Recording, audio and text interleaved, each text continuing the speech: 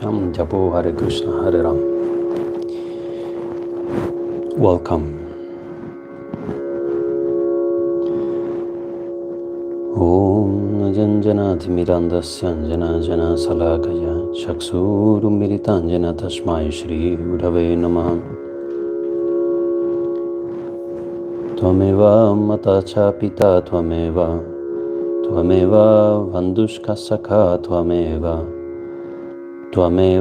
Vidyam Dravinam Tvameva Sarvamam Deva Deva. You are my mother, you are my father, you are my friend, you are my company, you are my wisdom, you are my richness, wealth. You are everything for me, everything to me. SRIMAD BHAGAVATAM, Book 3, Discourse 4, Shloka 1.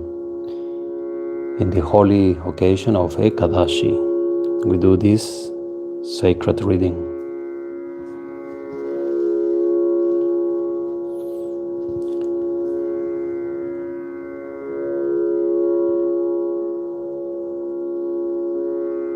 Uddhava Uvacha. As directed by Uddhava, Vidura calls on the sage Maitreya. Uddhava continued.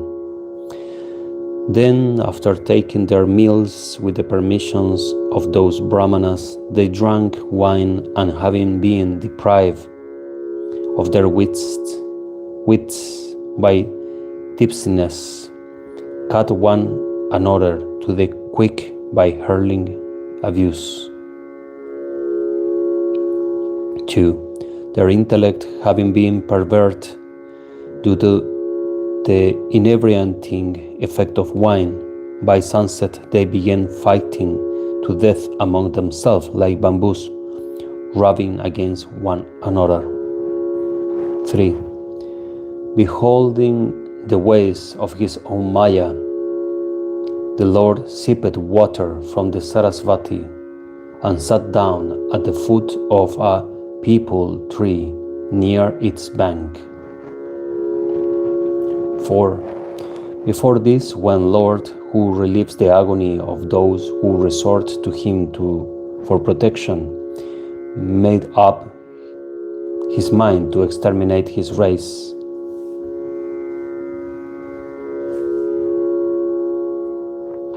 he told me even at Dwarka to proceed to Badarivan, the spot where the divine sage Nara Narayan still practice their austeris penance.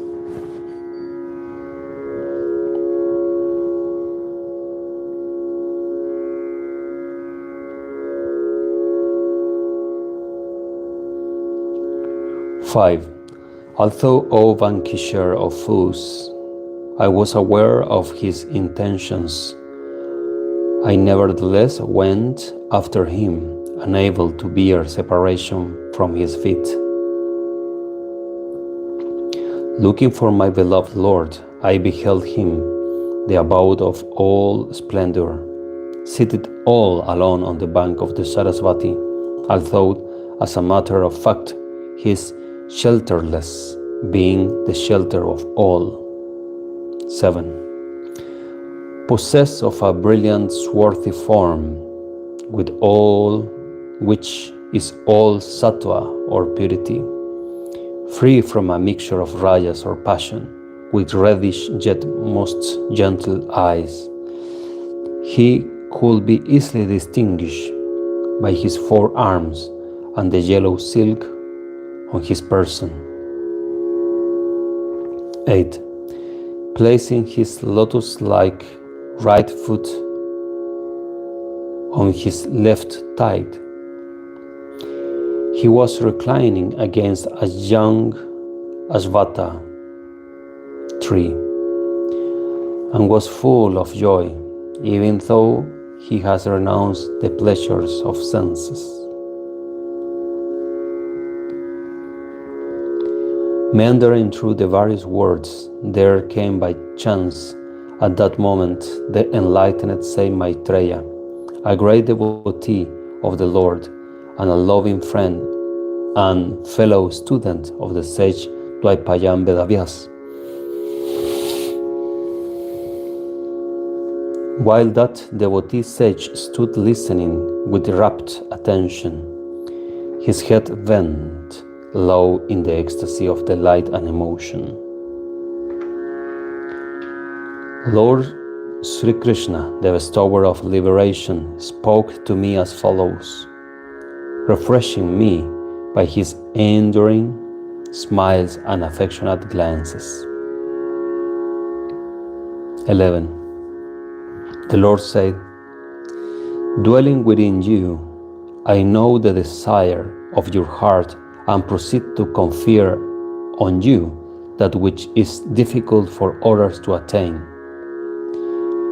In your previous incarnation, when you were a Vasu, O Uddhava, you worshipped me. In the sacrifice jointly performed by the Prajapatis, the Lord of created beings, and the Vasus, with the sole object of attaining me. 12. The present is certainly your last incarnation, O saintly Uddhava. Since you have earned my grace in this life, you are indeed fortunate in having seen me on this secluded spot by virtue of your pure devotion. At the time when I am about to leave this mortal world and return to my eternal abode. 13. I am going to impart to you that supreme wisdom revealing my glory, which the sages call by the name of Bhagavata.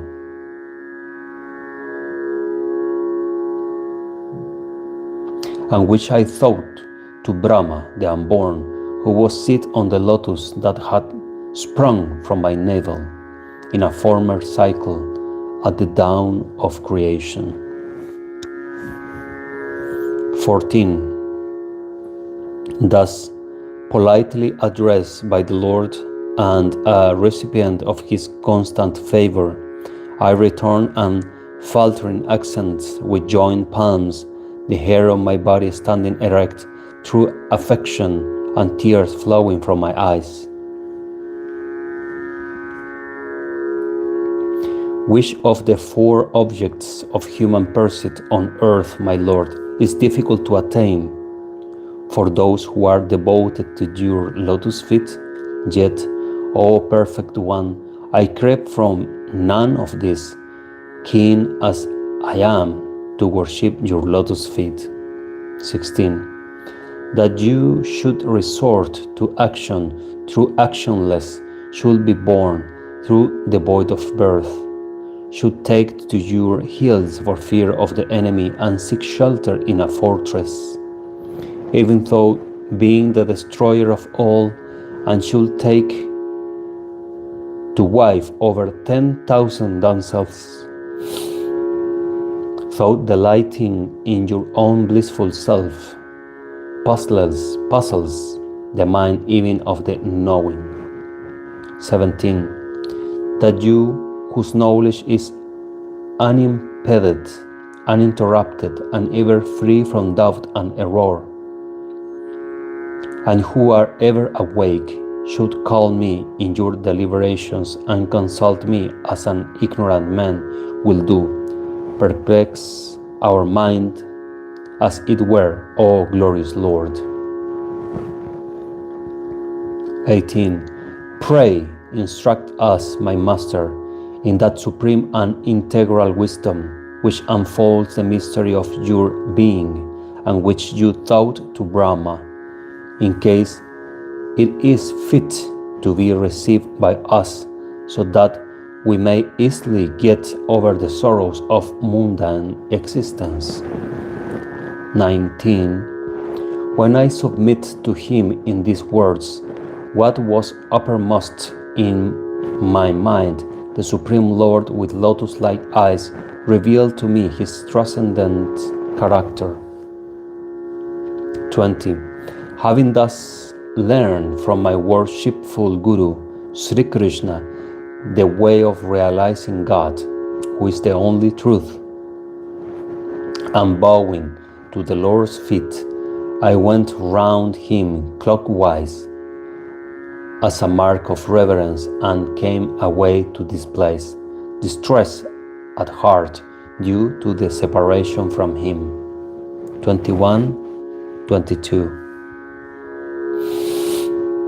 Delighted by his sight, but now afflicted by separation from him, O Vidura, I should proceed to the sacred spot of Badarikashram, his favorite retreat, where the glorious Narayan and the worshipful sage Nara are engaged in peaceful yet austere penance, extending over a long period, a whole kalpa, for the good of the world.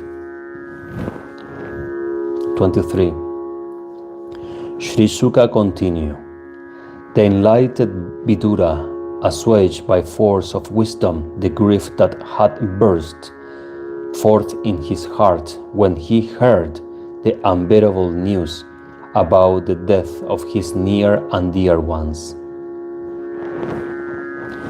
When that great devotee Uddhava, the chief among the servants of Lord Sri Krishna, was about to depart from Badarikashram, Vidura, the foremost among the Kauravas, spoke to him out of love as follows. Vidura Uvacha.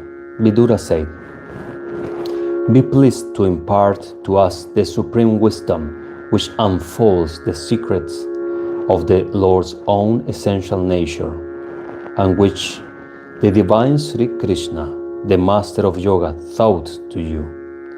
For the devotees of Lord Vishnu move about in the world only in order to accomplish the object of their servants. 26. Uddhava replied, for the knowledge of that truth, you should wait upon the sage Maitreya, son of Kusharu, who was personally instructed in the behalf by the Lord in my presence, while he was about to leave this mortal world. 27. Sri Shuka continued, relieved of his great agony of separation from the Lord by the nectar-like talk that he thus had with Vidura on the virtues of Lord Sri Krishna, the soul of the universe, Uddhava, the son of Upagu, passed that night as if it were a moment on the bank of the Yamuna, the younger sister of god Yama, and departed thence early next morning. 28. The king asked, when even the topmost generals of the car warriors among the Brisnis and Boyas had met their end as a result of the imprecation pronounced by the sages, nay, when Sri Hari, Sri Krishna himself, the supreme ruler, even of the three worlds of the universe, Brahma, Vishnu, and Shiva, had to leave his body in the eyes of the world, how it is that Uddhava alone, the foremost of those generals, survived? 29. Sri Shuka replied, when Sri Krishna, whose desire never remains unfulfilled, had exterminated his own race through the instrumentally of death, who appeared in the shape of the Brahmanas' execration, and when he was about to cast off his body in the eyes of the world, he reflected thus. 30. Now, when I should have departed from this world, Uddhava alone, the foremost among those who have attained self-realization, is really qualified to receive the knowledge concerning me. 31. Uddhava is in no wise inferior to me, inasmuch as he has mastered his self and is never perturbed by the objects of sense, So let him remain on earth, imparting to the world the knowledge regarding me. 32. Instructed thus by Sri Krishna, the preceptor of the three worlds and the source of the Vedas, Uddhava betook himself to Badarikashram and adored Sri Hari, Sri Krishna, through abstract meditation.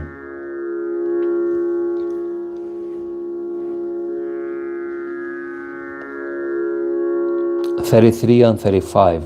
When Vidura heard from Uddhava an account of the praiseworthy doings of Sri Krishna, the Supreme Spirit who had assumed a human semblance as a mere sport, as well as of the way in which he had quieted his body, which was such as strengthened the resolution of the resolute, and was something too hard to accomplish for those who have a fleeting mind, and therefore as good as beasts.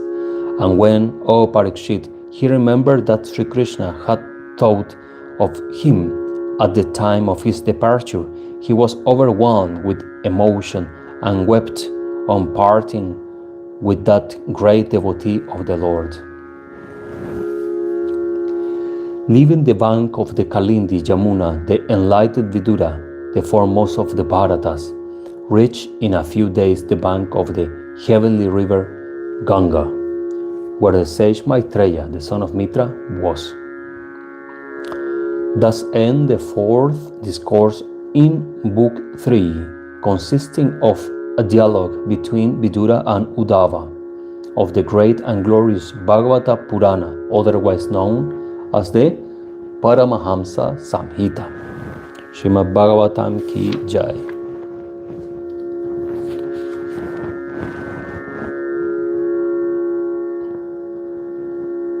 Shri Vidura ki Jai. Jai Mahavira Radharaman, Jai Nitai, Jai Gaur, Jai Jai Sri Radheshyam. By tomorrow at the same time, we will be reading Discourse 5. The sage Maitreya described the process of creation in reply to Vidura's question. And you are very welcome to listen to the Bhagavatam. Jai Jai Sri Radheshyam.